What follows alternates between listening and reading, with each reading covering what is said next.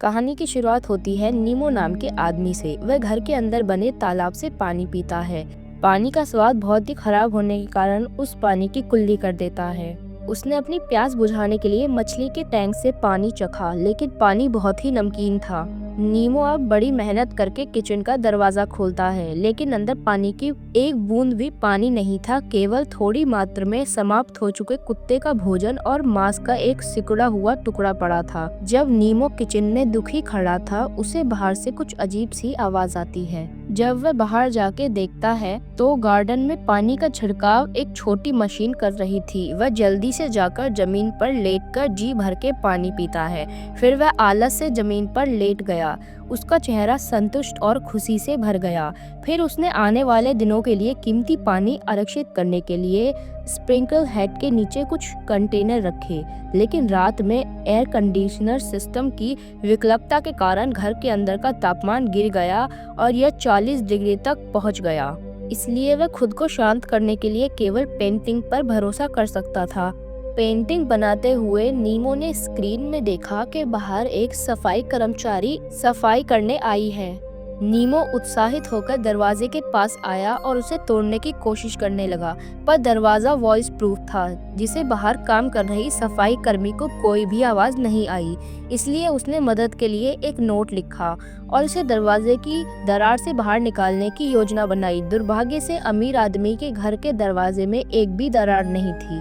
सफाई कर्मचारी के जाने से वह निराश होकर जमीन पर बैठ गया, लेकिन सौभाग्य से एयर कंडीशनर का तापमान बढ़ने से घटने लगा। एक रात की ठंड के बाद घर के अंदर का तापमान अंत सामान्य हो गया और इस समय पानी के सभी कंटेनर भरे हुए थे।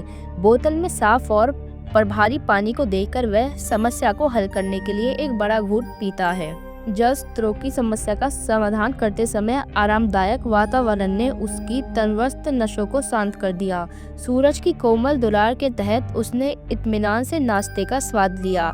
हर राहत में शांति और आत्मविश्वास दिख रहा था, जैसे कि वह अमीरों की दुनिया में था। नीमो पूरी तरह से भूल गया कि वह 15 दिन से इस खूबसूरत पिंजरे में बंद था।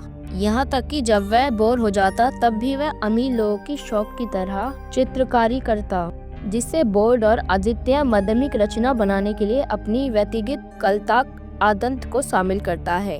जल्द ही वह लिखने से संतुष्ट नहीं हुआ, बल्कि इसने दीवार पर अपने मूल कार्य को चित्रित करना शुरू कर दिया। तभी एयर कंडीशनर का तापमान बहुत तेजी से गिर गया। भले ही नीमो ने तार काट दिया था, पर फिर भी एयर कंडीशनर अभी भी चल रहा था और अगर उसने यहाँ से बाहर जाने का तरीका नहीं खोजा तो वह यहीं मर जाएगा। लेकिन यह हवेली जेल की तरह अवैध है, यहाँ तक कि इस घर की खिड़कियाँ भी बुलेट प्रूफ थी। सौभाग्य से दरवाजा ठोस लकड़ी का बना था, जिससे उसे दृश्य से विश्वास हो गया कि वह दरवाजा काटकर बाहर निकलने का रास्ता खोज सकता है। लेकिन दरवाजे को तोड़ने की बहुत ही कोशिश करने के बाद उसे पता चला कि दरवाजा मोटी स्टील की प्लेट से लिपटा हुआ था। जब नीमो ने फोन करने की कोशिश की तो उसने देखा कि फोन में सिग्नल नहीं आ रहे थे। जब वह असमंजा में था, उसने छत पर आकाश की एक किरण देखी। ये एकमात्र जगह थी जो उसे बाहर निकाल सकती थी। जब तक वह ऊपर चढ़ सकता और शीशा खोल सकता, वेंटिलेशन वही के माध्यम से बाहर निकलता है। हालांकि क्योंकि छत बहुत ऊंची थी, वह केवल घर के सभी फर्नीचर को ही हटा सका। फिर रस्सियों के रूप में उपयोग करने के लिए सभी पर्दों को नीचे गिरा दिया। सभी हटाए गए फर्नीचर को एक साथ जोड़ दिया और जल्दी से एक साधारण सीढ़ी बनाई। लेकिन वह शीशा बुलेट प्रूफ था और अभी भी सीमेंट से घिरा हुआ है। अब नीमो उदास होकर खड़ा था तो उसने देखा कि उसके सामने एक फूलदान रखा है जो करोड़ों का है। नीमो ने उस फूलदान को तोड़ दिया। फिर उसने समान आकार के कांच के 2 टुकड़े उठाए। फिर नीमो ने उन कांच के टुकड़ों को कपड़े से लपेटा और टेप से बांध लिया और जल्दी से एक साधारण चश्मा बना लिया। लेकिन जब उसने कड़ी मेहनत के बाद आखिरकार कठोर सीमेंट को हटाया, नीमो की इतनी कड़ी मेहनत एकदम से चकनाचूर हो गई। लेकिन इससे नीमो पीछे नहीं हटा। उसने बचा हुआ सीमेंट निकाला। नीमो ने जब सारा सीमेंट हटा दिया, उसने देखा कि वहाँ बहुत सारे पेच लगे हुए हैं। जिससे नीमो बहुत निराश हुआ। भले ही उसने सभी जगह खोजा, कमरे में नट हटाने का कोई उपकरण नहीं था। मामले को बदतर बनाने के लिए कमरे का तापमान तेजी से गिरने लगा।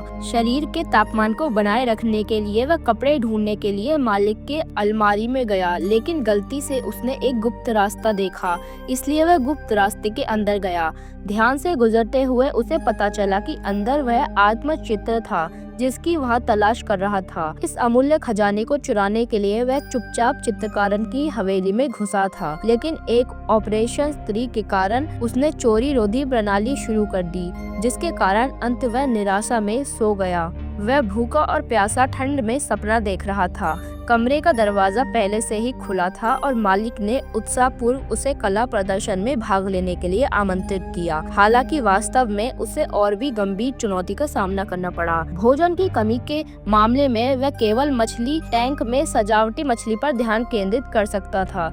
उसने मछली पकड़ने के जाल से उसमें से एक मछली को बाहर निकाला, फिर मछली के मांस को छोटा कर दिया और अंत में रगड़ दिया। कीमा बनाया हुआ मछली का मांस उसने बॉल की आकार में बना लिया। हालांकि कच्ची मछली के गोले का स्वाद मछली जैसा और अप्रिय था, फिर भी जीवित रहने के लिए उसने उन्हें निगल लिया। खाने के बाद उसने बोर्ड में एक छोटा सा छेद करने के लिए चाकू का इस्तेमाल करना शुरू कर दिया। रिंच बनाने के लिए उसने सावधानी पूर्व पॉलिश किया गया एक लकड़ी का टुकड़ा उठाया और उसमें छेद करके उसे रिंच के आकार में बना दिया। हालांकि उसने हार नहीं मानी, बल्कि उसी विधि का उपयोग करके रिंच बनाना जारी रखा। अंत में अपने रिंच प्रयोग के माध्यम से उसने लकड़ी को हटाने के बाद अनगिनत नुकसान पहुंचाए।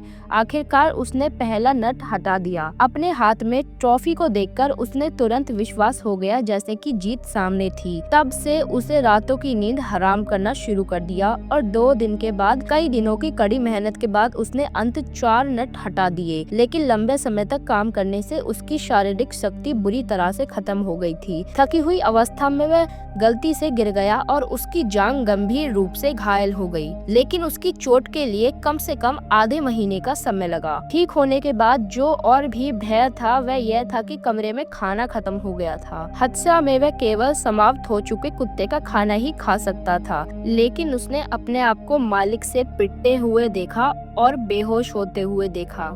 नीमो को नहीं पता था कि उसे क्या हुआ है। नीमो धीरे धीरे उठता है, लेकिन उसे गलती से छत पर एक धूम्रपान अलार्म मिला, जिससे उसे तुरंत आकाश की झलक मिली। फिर उसे एक किताब और एक प्लेट मिली और फिर उसने किताब के पन्ने फाड़ लिए। नीमो ने चतुराई से सूरज की रोशनी पर ध्यान केंद्रित करने के लिए एक अवधानक कांच का उपयोग किया और अंत में नोट को जलाने में सफल रहा। और फिर उसने जो मसल तैयार की थी उसे जलाया। अंत में उसने टॉर्च को अलार्म के नीचे रख दिया और जैसे उसे उम्मीद थी अलार्म सफल रहा।